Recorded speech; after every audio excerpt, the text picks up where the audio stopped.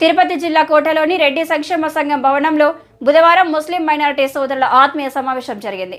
Gudur division ముత్తవల్లీల సంఘం అధ్యక్షులు మండల జేసీఎస్ కన్వీనర్ షేక్ మొబిన్ బాషా ఆధ్వర్యంలో జరిగిన ఈ సమావేశానికి వైసీపీ మైనారిటీ సెల్ రాష్ట్ర అధ్యక్షుడు ఖాదర్ బాషా ముఖ్య అతిథిగా పాల్గొన్నారు.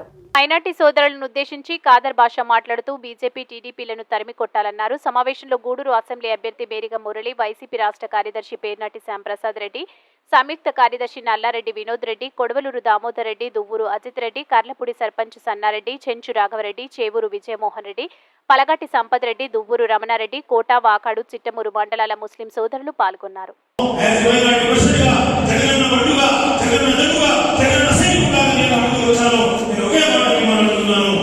ఈసారి 100% మైనారిటీలు పోలింగ్ చేయాలా. ముస్లిం అమ్మల్ని, అక్కల్ని, చెల్లెల్ని, సోదరుల్ని, ఉలమాల్ని, మన పెద్ద పెద్ద బుజుర్గుల్ని అందరూ తీసుకొచ్చి ఈసారి మన ఫ్యామిలీ గుర్తుకు 2 ఓట్లు వేయాలా.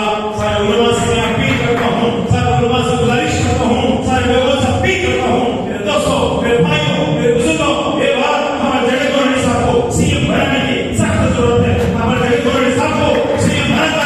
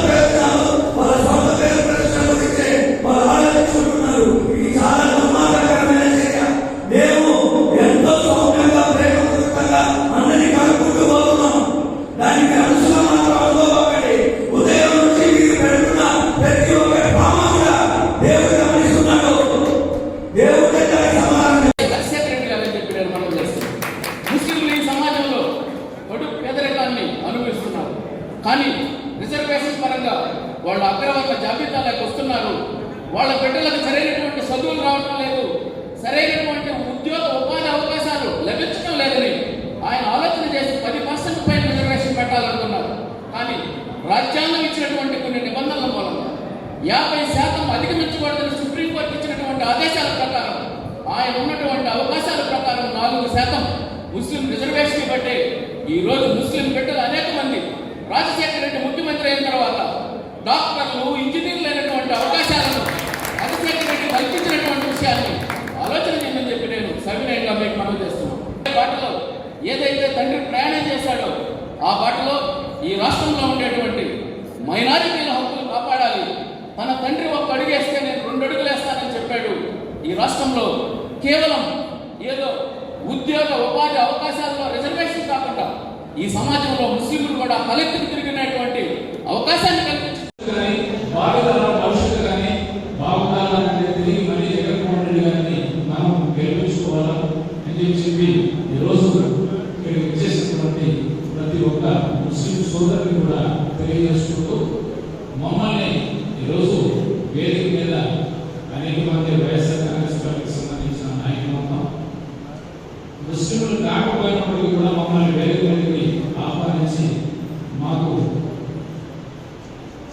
ముస్లింలకు సంబంధించిన సంక్షేమ పథకాలని గౌరవ ముఖ్యమంత్రి గారి దృష్టికి తీసుకెళ్లే విధంగా మమ్మల్ని కూడా మీలో ఒకరిగా చేర్పించినందుకు వేదిక మీద పెద్దలందరికీ కూడా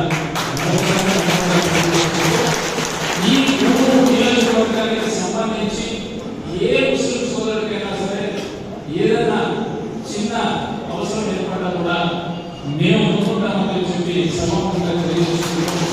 ఒకసారి మమ్మల్ని పాల్గొనేందుకు, మమ్మల్ని ఆహ్వానించినందుకు ముస్లిం మైనారిటీ సోదరులకి అందరికీ కూడా పేరు పేరున మరొకసారి నమస్కారం తెలియజేసుకుంటూ సెలవు తీసుకున్నాను. ఆ రోజు 4% రిజర్వేషన్ మన ముస్లిం సోదరులకు కల్పించారు.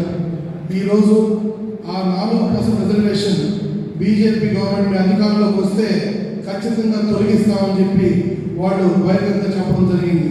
ఆ వీడియో కూడా ఒకసారి మీకు ప్లే చేస్తాను.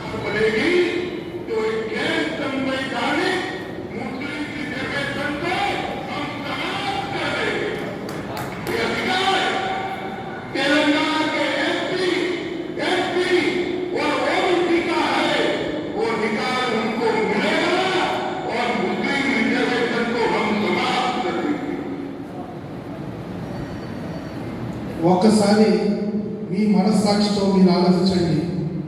మతాలకు సంబంధించిన పార్టీలు మనకు అవసరమా? కులాలకు సంబంధించిన పార్టీలు మనకు అవసరమా? కులం చూడడం, మతం చూడడం, పార్టీని చూడమని చెప్పే వ్యక్తి మన జగన్మోహన్ రెడ్డి గారు. ఈరోజు తెలుగుదేశం పార్టీ నాయకులు, జనసేన నాయకులు బీజేపీ పార్టీతో జతగట్టున్నారు. మన జగన్మోహన్ రెడ్డి గారు ఏ పార్టీ నాకు వద్దు, నాకు కావాల్సింది నా ప్రజలే, నా ఎస్సీ, ఎస్టీ, బీసీ, మైనారిటీ ప్రజలు నా వెంటున్నారు, వాళ్ళకి చేయాల్సిన మంచి నేను